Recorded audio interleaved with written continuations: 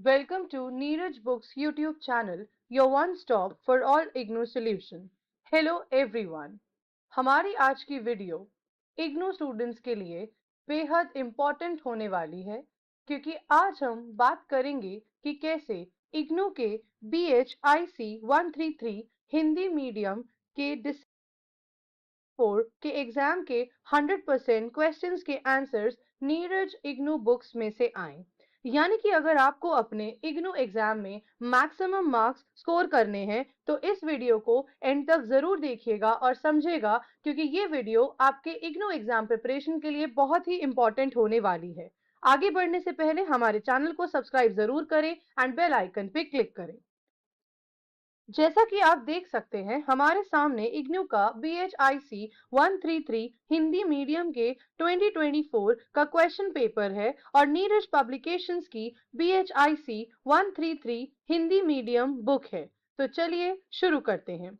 सबसे पहले स्टार्ट करते हैं फर्स्ट पेज पर। यहाँ पर आप देख सकते हैं इग्नू का एक्चुअल 2024 दिसंबर का BHIC 133 हिंदी मीडियम का क्वेश्चन पेपर और नीरज पब्लिकेशंस की BHIC 133 हिंदी मीडियम बुक है जिसमें चैप्टर वाइज थ्योरी की समरी और साथ ही सॉल्व क्वेश्चन आंसर्स हैं।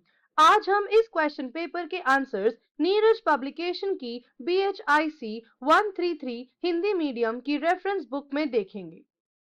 यहाँ क्लियरली दिख रहा है कि इग्नू BHIC 133 हिंदी मीडियम के दिसंबर 2024 क्वेश्चन पेपर का 100% answers Neeraj BHIC 133 Hindi medium के चैप्टर्स में ऑलरेडी दिए गए हैं। तो आइए इसकी डिटेल स्टडी करते हैं।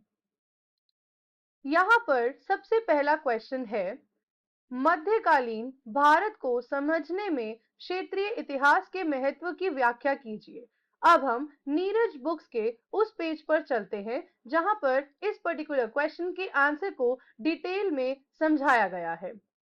जैसा कि हम स्क्रीन पर देख सकते हैं, फर्स्ट क्वेश्चन का आंसर क्षेत्रीय ऐतिहासिक परंपरा पैराग्राफ के अंडर डिटेल में डिस्क्राइब किया गया है जो कि स्क्रीन पर हाईलाइटेड है। इसी तरीके से अपना नेक्स्ट क्वेश्चन डिस्कस करते हैं। प्रश्न 2, 13वीं से 15वीं शताब्दी तक पूर्वी भारत में क्षेत्रीय शक्तियों के उद्भव की संक्षेप में चर्चा कीजिए। इस प्रश्न के आंसर पर हम चलते हैं प्रश्न 19 यानी कि पेज 19 में, जो कि इस पैराग्राफ को डिटेल में डिस्क्राइब करता है। स्क्रीन पर हाईलाइटेड पैराग्राफ मध्य तथा पूर्वी भारत के पैराग्राफ में आंसर दिया गया है। इसी प्रकार हम डिस्कस करते हैं अगले प्रश्न को। विजयनगर साम्राज्य के अंतर्गत स्थानीय प्रशासन का विश्लेषण कीजिए। इस पर्टिकुलर क्वेश्चन के आंसर के लिए हमें नीरज बुक्स का पेज 34 रेफर करना होगा जहां पर इस आंसर को डिटेल में समझाया गया है। जैसा कि हम स्क्रीन पर हाईलाइटेड एरिया में देख सकते हैं, यहां पर इस आंसर की डिटेल स्टडी की गई है। इसी प्रकार अगला क्वेश्चन डिस्कस करते हैं। निम्नलिखित में से किन्हीं दो पर संक्षिप्त टिप्पणियां लिखिए। मंगोल समस्या, बाबर और मध्य भारत।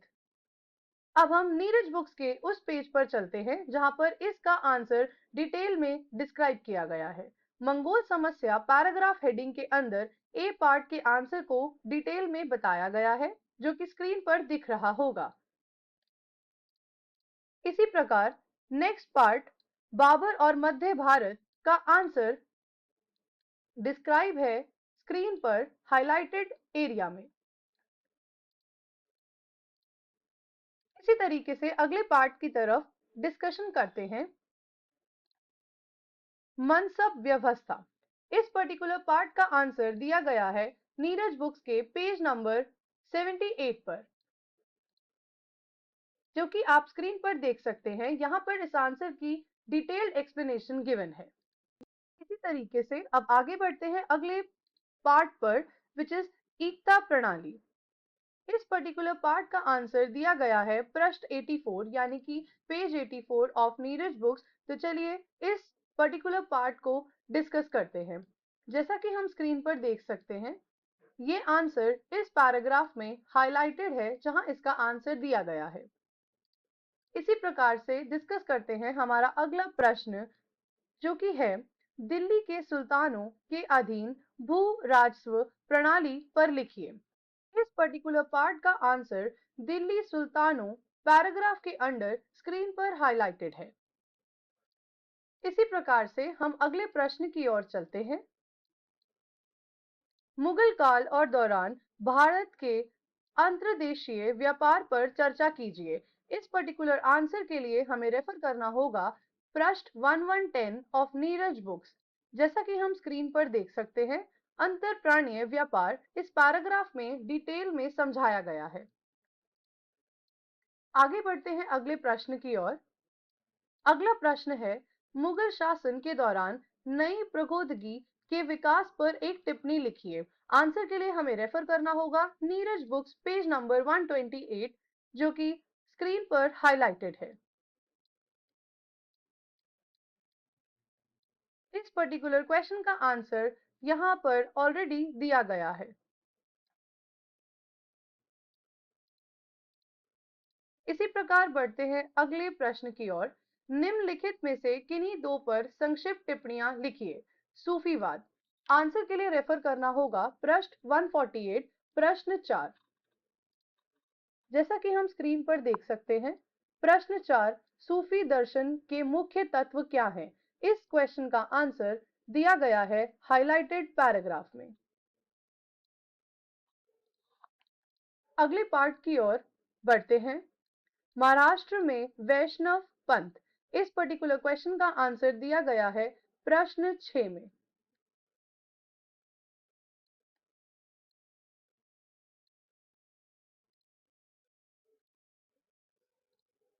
इसी तरीके से अगले प्रश्न की ओर चलते हैं। मुगल चित्रकला। इसका आंसर दिया गया है पृष्ठ 157, मुगलों के अधीन चित्रकला पैराग्राफ के अंडर। तो हम यहां स्क्रीन पर हाईलाइटेड एरिया में इस पर्टिकुलर क्वेश्चन के आंसर को पढ़ सकते हैं। अब डिस्कस करते हैं हमारे नेक्स्ट पार्ट को, जो है मध्ययुगीन समाज में महिलाएं। इस पर्टिकुलर क्वेश्चन के आंसर के लिए हमें रेफर करना होगा पेज 163। तो चलिए इस पर्टिकुलर क्वेश्चन को डिस्कस करते हैं। स्क्रीन पर हाईलाइटेड पैराग्राफ में मध्यकालीन बंगाल में महिलाएं के अंदर क्वेश्चन का डिटेल आंसर प्रोवाइडेड है। तो आपने देख और समझ लिया होगा कि किस प्रकार लगभग सभी आंसर्स नीरज बुक्स में मिले। और अगर आपने Neeraj books BHIC 133 Hindi medium book से अपनी एग्जाम प्रिपरेशन करी होती, तो आपको अपने एग्जाम्स में स्कोर करने का एक बहुत ही बढ़िया सॉल्यूशन मिलता, क्योंकि आपको नीरज बुक्स में previous year solve papers, chapter wise theory, important question with answers और साथ ही में मल्टीपल चॉइस क्वेश्चंस सब कुछ एक ही बुक में मिलता है। तो किसी और बुक, 10 ईयर या क्वेश्चन बैंक या फिर ऑनलाइन नोट्स ढूंढने की जरूरत नहीं पड़ेगी। Neeraj books will be your one and only solution to score excellent marks in your IGNOU exam. अगर आपको ये वीडियो हेल्पफुल लगा हो तो लाइक और सब्सक्राइब जरूर करें और अपने दोस्तों के साथ शेयर करें। और अगर आप किसी पर्टिकुलर सब्जेक्ट के पेपर पर वीडियो देखना चाहते हैं तो हमें कमेंट बॉक्स में लिखकर जरूर बताएं, हम उस पर वीडियो बनाने की कोशिश जरूर करेंगे। होप ये वीडियो आपके लिए हेल्पफुल होगा and will give you an idea to how to study for your IGNOU exam. तो मिलते हैं अगले वीडियो में। Thanks for watching.